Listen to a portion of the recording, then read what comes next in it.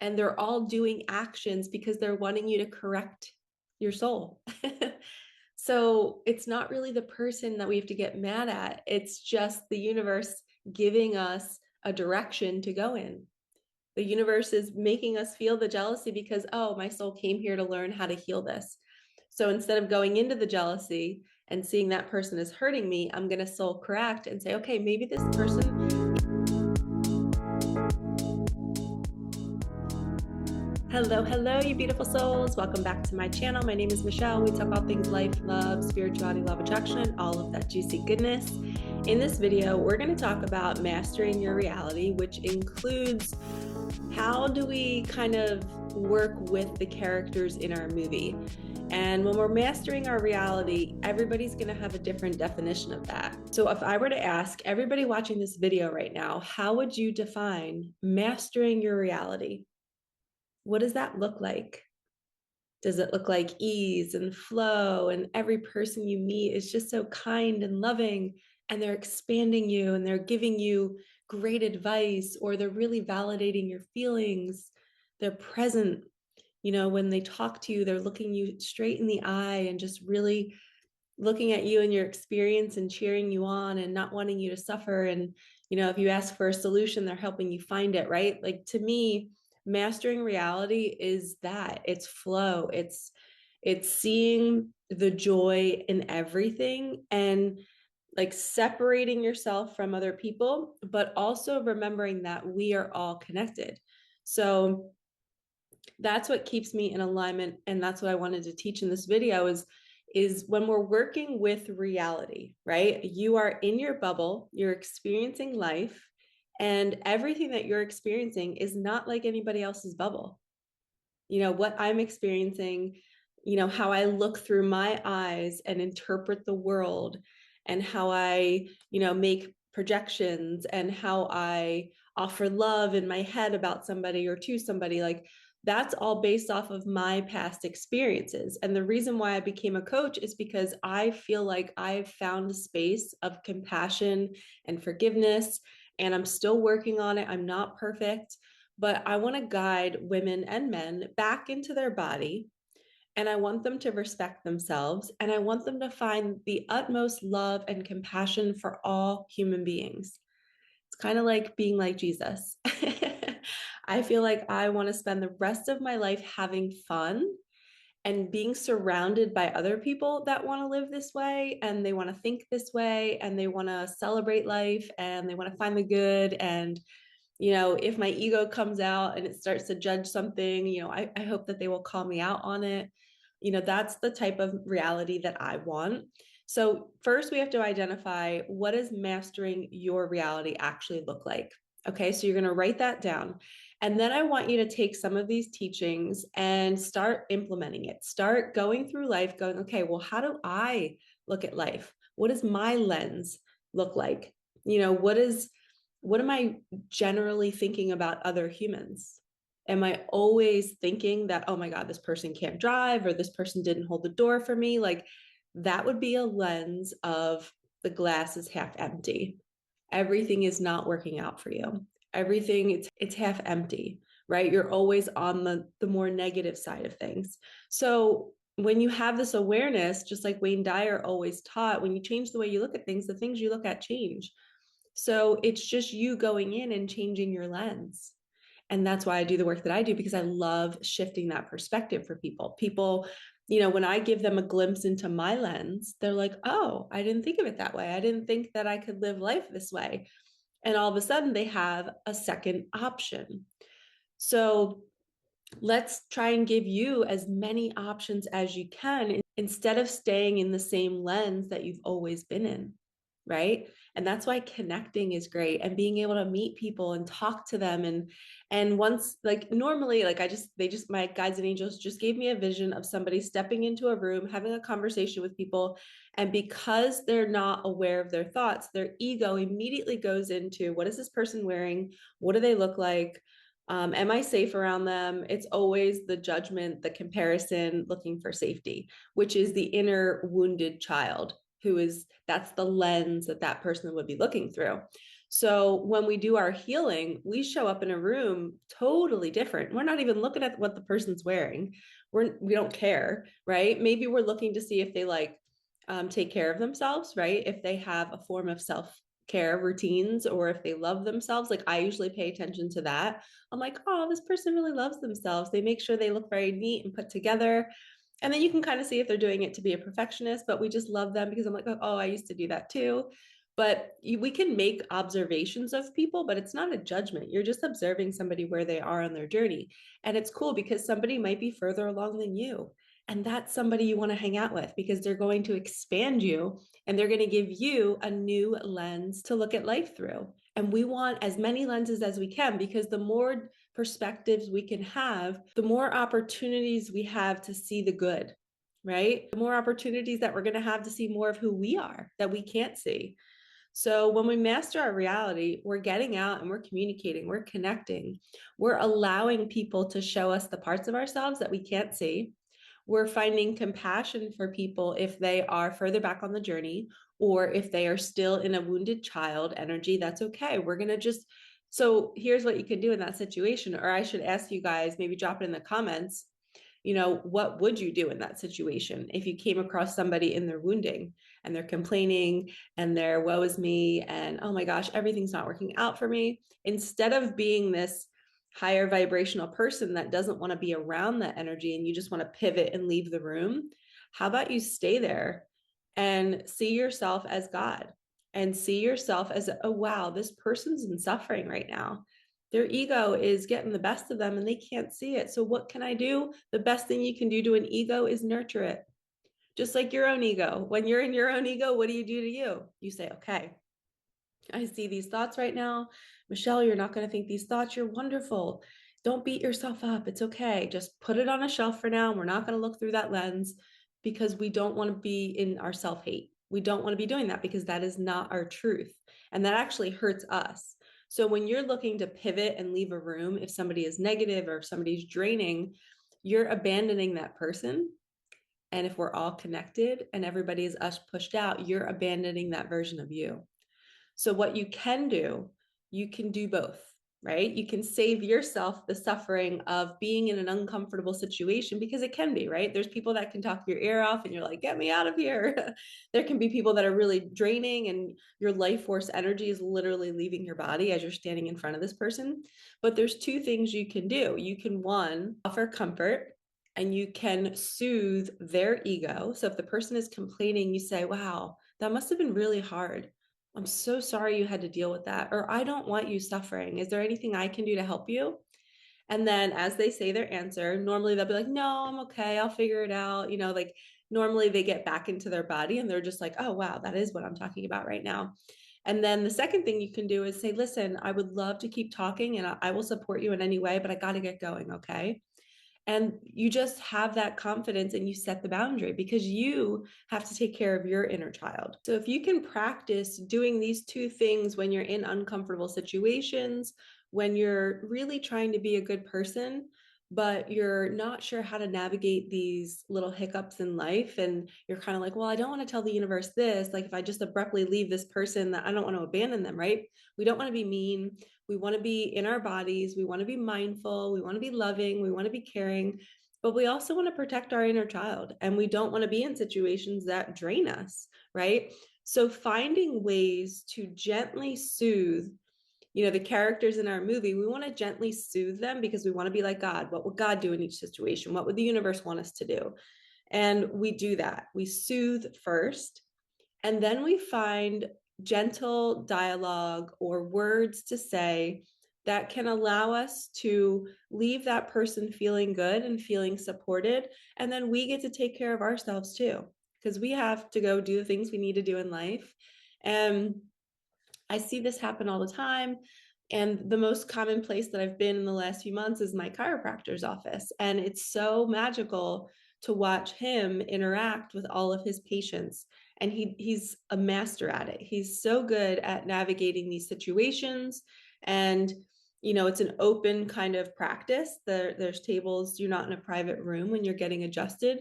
So he's having dialogue all day long, people cycling in and out, and everybody can hear his conversations. And he just handles it really well. And when new people come into my reality, I love studying them and I love understanding them. And, I just think humans are fascinating. We're all coming from different childhoods, different experiences. And when I find somebody that navigates life in that way, where they've kind of mastered, like what would Jesus do here? And they're trying to be gentle, but they're trying to be like cordial and professional, but they also want to keep the time moving. I always think, I can learn from that. I want to be more like that. So I love being inspired by new people in my reality. And that's, to me, is when we were talking about mastering your reality, are you becoming a student? Are you willing to, take the new people that are coming into your reality and learn from them? Don't always walk into the room thinking that you're the smartest one in the room, and you actually never want to be the smartest one in the room. You want to be so open and say, okay, universe, teach me here, show me how I can be better, right? Show me how I can navigate these situations with love and with compassion and really come from a place of love, because miracles happen when you do that. And we're not giving love to get, we're just being, right? And if we can master a reality where everywhere we go, we're soothing other egos, we're soothing. And when I say egos, I hope that doesn't sound like diminishing, but it's the person's wounded inner child, who we're soothing, right? Because they're the ones that are in that like, woe is me, or they're complaining, or maybe they're really going through something right now and they just need support, and you're just offering love to their inner child. We'll say it that way. We're soothing the inner child in everybody that we meet, because we're pretending that everybody we meet is 10 years old and they're hurting. That's how I start every conversation. I go into every conversation as how I can soothe this person and leave them better than I found them. That's my ultimate goal in life, is I always want to leave people better than I found them. And I believe that's really mastering your reality, because when we leave, when we transition out of this world, we don't take our cars, we don't take our homes, we take the memories we build in these things, but we really are here for the connections. We're here for the self mastery, for the soul correction. When we're correcting our soul, my guides gave me this great visual the other day, and I might make a whole video on it. But if you can imagine a stick figure or a human being, right? And they're moving through their day, and their their ego keeps trying to pull them to the right, right? And to the right might be jealousy, it might be judgment, it might be, I need to make this amount of money to be successful, so all of my friends from the past will see that I'm thriving, right? That's the ego's drive to want to do a pattern. And when we see that, when we're soul correcting, we want to like slow down the body. We want to pause the body, and we want to go in a different direction, right? We want to go to where the soul wants us to go. So what that might look like is, oh, you're heading down the jealousy path and you're seeing your partner talking with another woman. The mind and the body and the ego wants to quickly talk to your partner after that conversation's over and going like, what was that about? What were you guys talking about? Or you're in the mindset while they're talking, like, I wonder what they're talking about. Oh my gosh, is he going to like her more than me? I've been down that road, and my mind and my wounding wants to keep feeding those thoughts.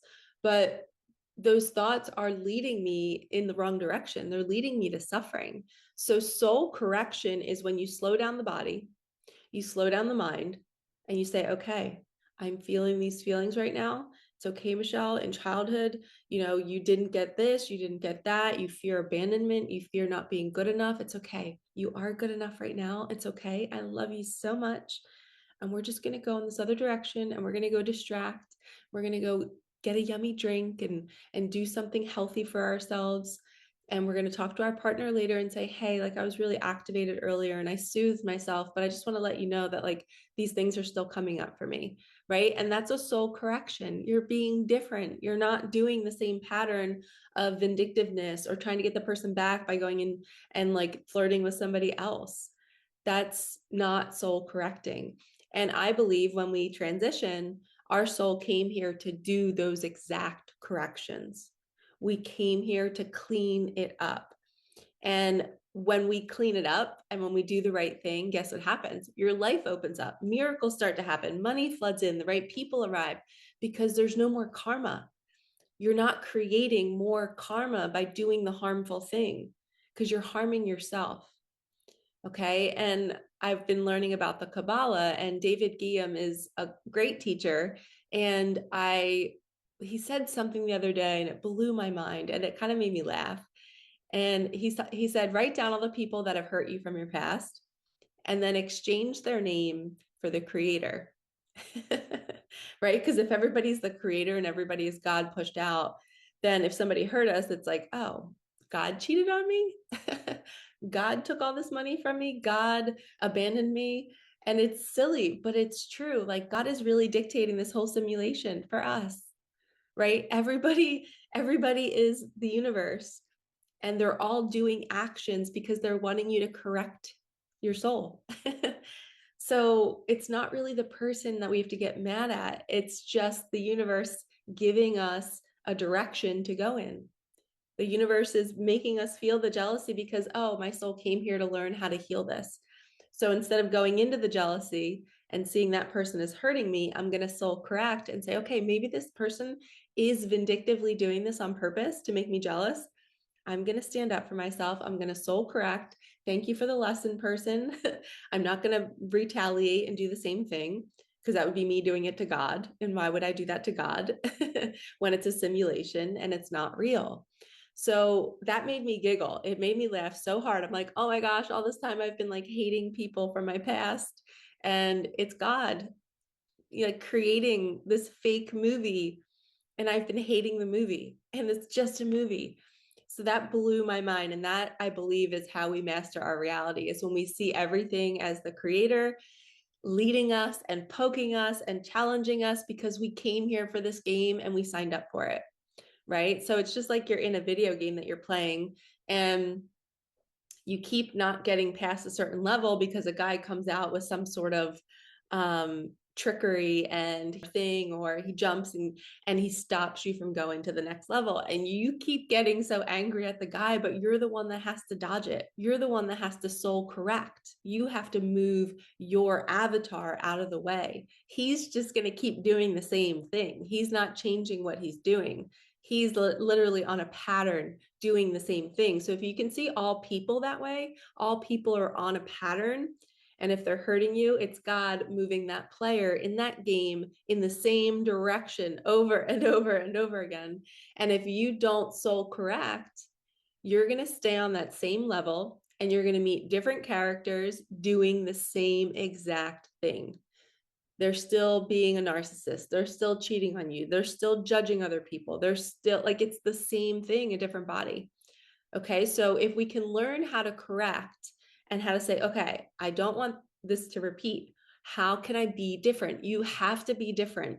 You know, I was on a client call a couple of weeks ago working with a woman out in the Midwest, and she has this boss, AKA like her coworker, who is just, they work in a bank, and there was a client or a person whose account was, I guess that was hacked, or maybe something happened with, they overcharged it, and her bank account was like low, and she, you know, it was the bank's job to bring the bank account back into balance because it was like fraudulent or something. And her boss was sitting on it and not taking action. And my client was like, this poor woman is suffering and she's worried about her bank account being low, and her boss was just not doing anything about it.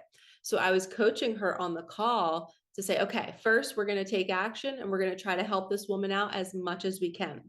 If those actions don't work, then there must be a hidden message for the woman who has the bank account. Maybe she was not being a good person in her life before. Maybe she took money from somebody in the past and now she has to feel the karma of money being taken from her. We don't know, right? Everybody has their own lessons. So I told my client, don't, like, I just pictured like somebody's soul like leaving their body, trying to help somebody so bad that you abandon yourself. So I said, don't abandon yourself trying to help this woman that you don't even know. Do everything you think you can do to try to get your boss to pay attention to this account. But if the boss is resistant and the universe is not aligning it, then this is a soul lesson. This is a correction for the woman with the bank account. It's not for my client. It's not her correction to make. She already tried to correct it by speaking her truth to the boss, like, hey, I really think we should help this woman out. She's suffering. And the boss says, no, there's nothing she can do about that. She's sitting there with her hands tied. So that's when it's a soul correction for the other people involved, right? For the boss and for the woman that owns the account. So it's so wild. We can master our reality and not suffer when we realize this. We first take action to try to do the best that we can to help the person that's suffering. And then if it doesn't work, we have to detach and let go and not let it affect our reality, right? Because in the end, that's affecting my client because she's going home frustrated. She's putting her energy into the woman's body who has the account, and she's feeling sad for her.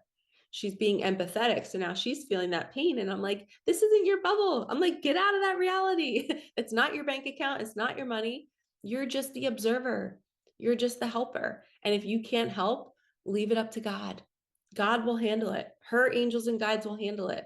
She needs to soul correct, right? So it's all of these little intricate details and situations that come up on my client calls that we talk about. And it's great awareness to detach and to realize it is not your job. We just soothe other people's inner child, and then we correct and we make sure we're doing the right thing for us and for our movie. And that's all we have to worry about. We are not in charge of correcting everybody else. We love everybody else and we correct ourselves. We love everybody else and we correct ourselves. So I hope this video helped you bookmark it, save it. Remind yourself that when you're trying to control somebody else, when you're trying to control your reality, a lot of times it's just a perspective shift. You just have to use a different lens. And if you need help finding that other lens, book a session with me. I'd be happy to help you see it differently. Because when we start to live in love and compassion and joy and peace and not attaching to other people's reality, everything becomes easier. Your life will open up, money will flow, opportunities will flow. You won't be in your fear. You're going to take action. You start creating. It's a magical space to be. All right, lovies, I hope you enjoyed this. Thank you so much for watching. Like, comment, subscribe, hit that bell, and I will see you all in the next one. All right, peace out.